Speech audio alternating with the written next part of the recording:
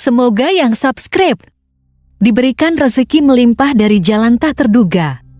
Dan yang like komen, dimudahkan jalannya menuju surga di hari akhir nanti. Siapa yang tak mendengar nama Qorun? Qorun adalah seorang sosok kaya raya di zaman Nabi Musa, tapi namanya melegenda hingga sekarang. Kisahnya diabadikan dalam Al-Quran, bahkan menjadi peribahasa atau ungkapan di masyarakat guna menggambarkan seseorang yang mirip dengan tabiatnya atau menisbatkan harta yang ditemukan terpendam dalam tanah sebagai harta Qorun. Qorun adalah miliarder kaya raya yang hidup sejaman dengan Nabi Musa. Saking kaya rayanya, Qorun setiap kali keluar dari rumahnya, ia didampingi dengan 300 pelayan laki-laki dan 300 pelayan perempuan. Qorun juga dikawal oleh 4.000 pengawal yang diiringi 4.000 binatang ternak, ditambah 60 ekor unta yang khusus membawa kunci-kunci guna penyimpanan harta kekayaannya itu. Itu dilakukan semata-mata sebagai bentuk kesombongan bahwa dialah manusia paling kaya, paling terhormat, dan memiliki pengikut setia. Ia merasa lebih mulia dibandingkan Nabi Musa alaihissalam. Orang-orang tentu saja akan penasaran seberapa banyak harta kekayaan Qorun jika pengawal dan pembawa kunci gudang kekayaannya sebanyak itu. Lalu berapakah harta yang dimiliki Qorun yang disimpan dalam gudang-gudangnya tersebut? Sebelum saya melanjutkan, dimohon untuk menonton video ini sampai selesai supaya tidak ada kesalahpahaman dalam memahami isi cerita, serta mohon bantu channel ini semakin berkembang dengan cara tekan subscribe dan silahkan tinggalkan like serta komen positifnya. Semoga dukungan pemirsa Risalah Kehidupan bernilai pahala dan menjadi wasilah dimudahkannya segala urusan pemirsa sekalian. Pemirsa Risalah Kehidupan, di zaman sekarang banyak orang yang mengistilahkan rezeki yang tak terduga dengan istilah harta Qorun. Lalu dari manakah sumber harta kekayaan Qorun yang sangat luar biasa itu? Serta di manakah Qorun dan hartanya ditenggelamkan? Siapakah Qorun dan bagaimana kisahnya dengan Nabi Musa? Qorun merupakan kaum Nabi Musa alaihissalam. Disebutkan oleh Ibnu Jurayj, nama lengkap Qorun adalah Qorun ibnu Yashar, ibnu Qahis, ibnu Lawi, ibnu Yakub. Ia merupakan putra paman atau sepupu Nabi Musa alaihissalam. Pasalnya, Nabi Musa alaihissalam sendiri adalah putra Imron, sedangkan Imron adalah putra Qahis. Dengan kata lain, Qorun masih satu kakek dengan Nabi Musa alaihissalam, yakni kakek Qahis. Ia adalah umat Nabi Musa yang taat. Tidak hanya memiliki banyak harta, Qorun juga termasuk orang yang cerdas dan berilmu.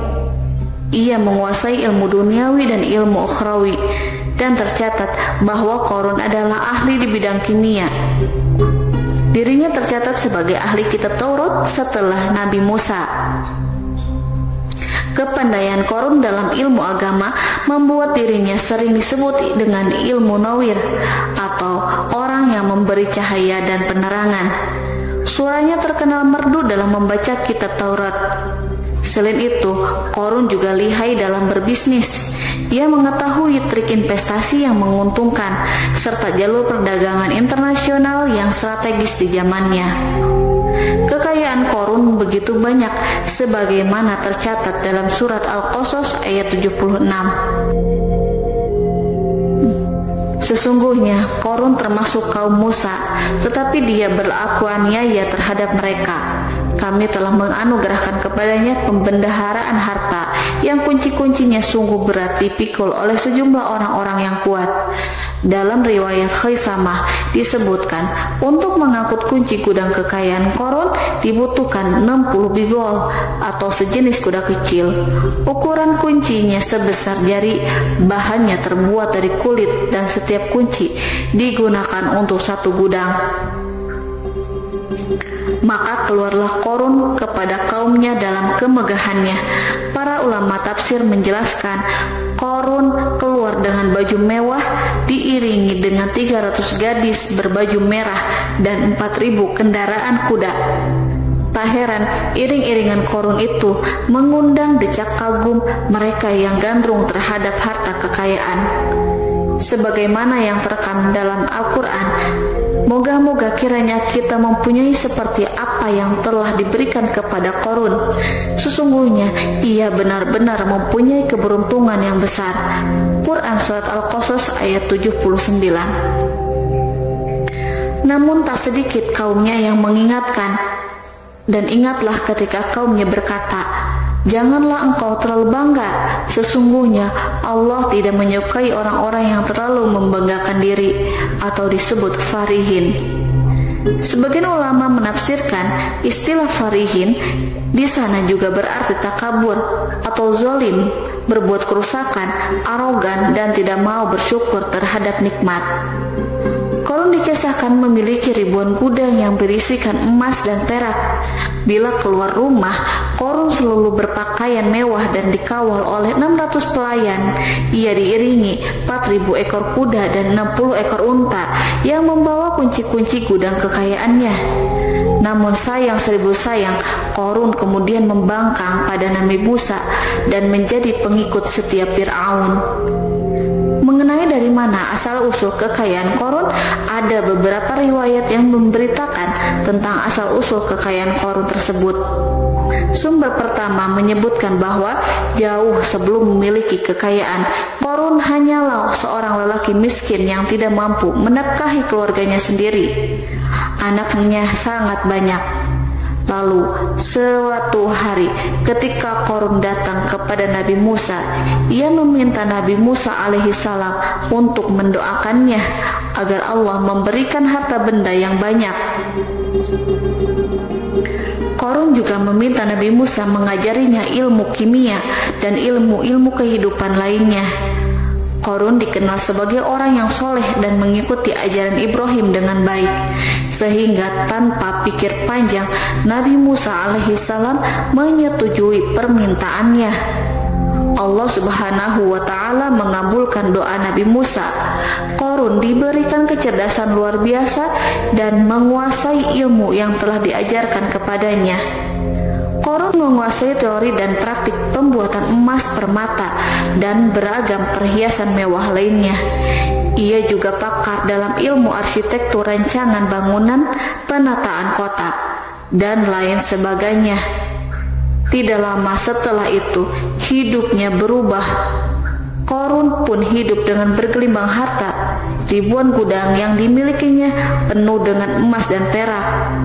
Namun sayangnya, keberuntungan yang didapatkannya membuatnya gelap mata. Korun mulai hidup dengan penuh pamer, keangkuhan, dan penuh kesombongan. Kekayaan yang telah diberikan oleh Allah Subhanahu wa Ta'ala membuatnya lupa dengan Sang Maha Pemberi. Korun merasa lebih terhormat dan mulia dibandingkan Nabi Musa. Ia pun akhirnya membelot dan durhaka pada Nabi Musa. Ia mengingkari janji-janjinya dahulu dan beralih menjadi pengikut Fir'aun yang setia. Loyalitas Korun terhadap Fir'aun membuatnya diangkat menjadi kepala mandor yang membawahi ribuan pekerja. Dikisahkan bahwa Korun bersikap semena-mena terhadap para pekerja. Ia tega memotong upah mereka. Ia melakukan korupsi demi membangun istana dan kemegahannya sendiri, dan untuk membangun gudang-gudang penyimpanan harta yang telah ia kumpulkan jauh-jauh hari. Ketika datang perintah zakat, Nabi Musa alaihissalam pergi menemui Korun dan memerintahkannya mengeluarkan zakat sebesar 1 dinar dari setiap 1000 dinar, 1 dirham dari setiap 1000 dirham, 1 kambing dari setiap 1000 kambing, dan seterusnya. Setelah Korun menghitung seluruh hartanya, ternyata jumlah zakatnya sangat besar. Kekikirannya pun mulai menghalangi hatinya untuk mengeluarkan zakat. Qarun enggan membayar zakat ketika Nabi Musa alaihissalam menagih zakat yang diperintahkan oleh Allah untuk ditunaikannya. Ketika Qarun diminta zakat, ia langsung marah dan tidak memberikan sedikit pun kekayaannya. Dia berpikir bahwa harta kekayaan yang dimilikinya didapat dari hasil kerja dan usahanya sendiri, dan tidak ada kaitannya dengan siapapun, termasuk Allah Subhanahu wa Ta'ala. Janji Qarun untuk lebih taat beribadah dan membantu sesama jika diberi kekayaan oleh Allah dilupakannya. Dia mempergunakan kekayaannya tersebut dalam kesesatan, kezaliman, dan permusuhan, sehingga membuatnya menjadi sombong dan terlena. Orang-orang beriman pada masa itu sering menasehati Qarun untuk bersyukur atas nikmat yang Allah berikan kepadanya, tetapi dia tidak mengindahkan nasihat tersebut. Dari sikapnya tersebut sudah jelas bahwa Qarun tidak membutuhkan nasihat kebenaran, bahkan merasa tidak takut dengan ancaman Allah, sebab Qarun merasa sudah memiliki segalanya. Qarun merasa dirinya hebat dan pintar serta punya banyak pengikut setia, punya banyak pengawal dan merasa aman karena dekat dengan Raja Fir'aun. Qarun berkata, "Sesungguhnya aku mendapatkan harta ini karena ilmu yang ada padaku." Qarun sangat sombong. Ia merasa hartanya didapatkannya sendiri tanpa campur tangan dan kehendak Zat yang Maha Kaya, yakni Allah Subhanahu wa Ta'ala. Apakah Qarun lupa ataukah ia tidak tahu bahwa Allah telah membinasakan orang-orang sombong sebelumnya, yang bahkan lebih kuat darinya, yang lebih kaya darinya, yang lebih banyak pengawalannya, lebih kokoh dan tak terkalahkan dibanding dirinya?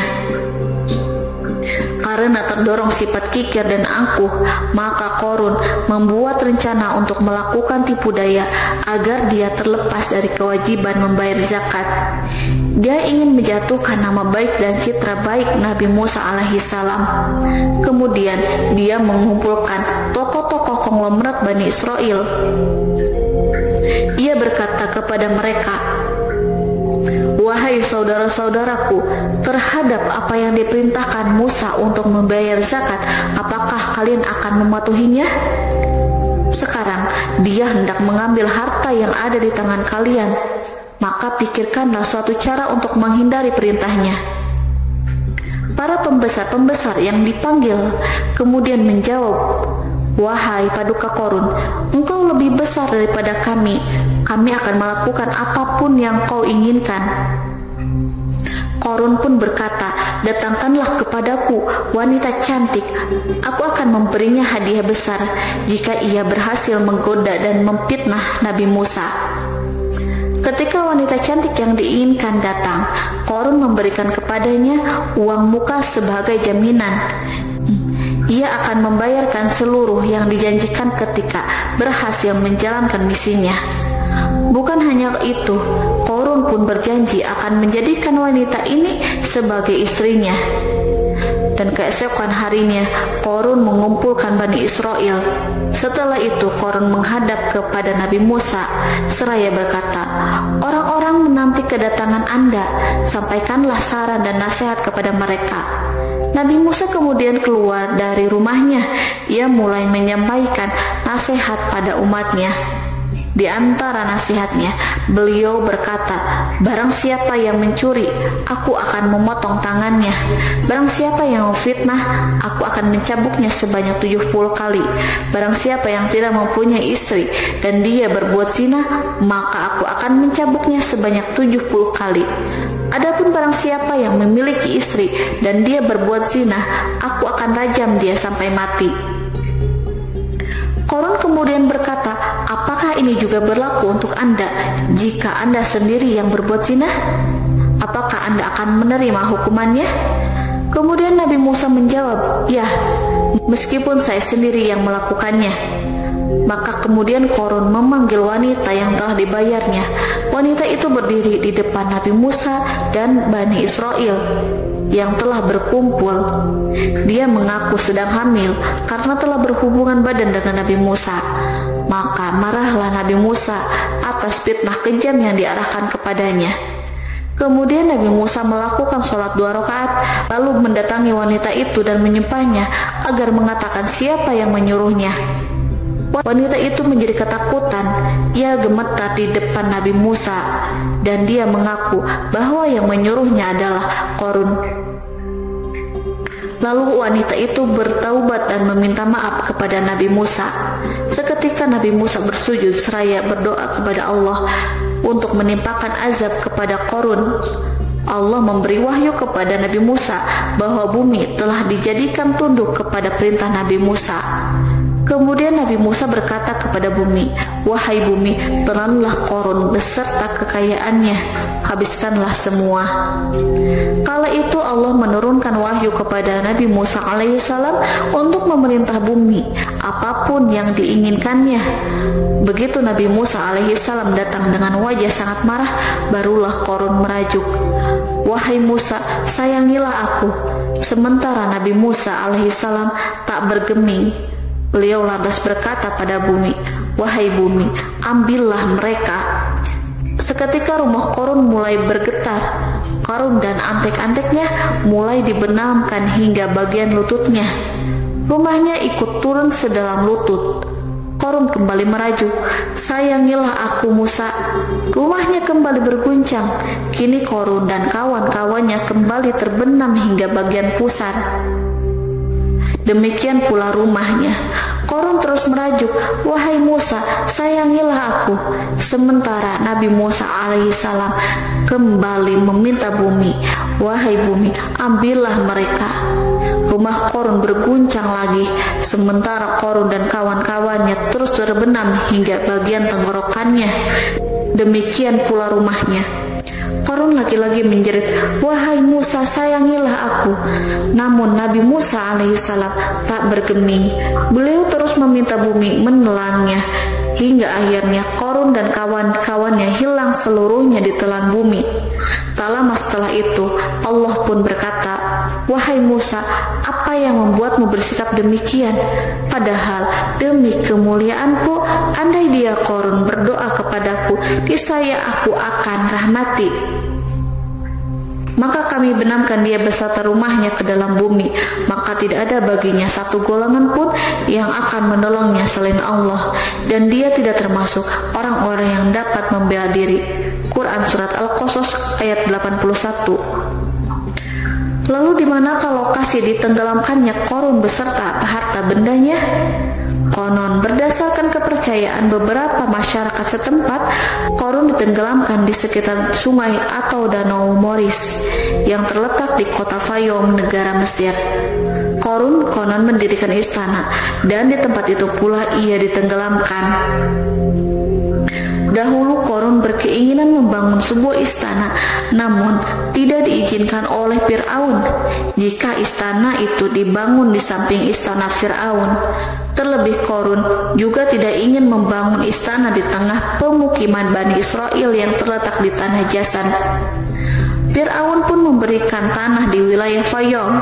Kemudian di tepi sungai Fayum inilah Qarun membangun istananya yang megah dan di dalamnya membangun Al-Kunuz atau gudang penyimpanan harta berisi emas dan perak. Salah satu bukti arkeologis yang dapat dijumpai di lokasi tersebut adalah runtuhan bangunan yang diduga sebagai tempat tinggal Qarun yang berjarak sekitar 2 km dari Danau Qarun. Menurut beberapa sumber, bangunan yang masih berdiri kokoh tersebut adalah benteng yang dibangun oleh Qarun. Namun, ada juga yang mengatakan bahwa bangunan tersebut adalah tempat tinggalnya. Wallahu a'lam bishawab.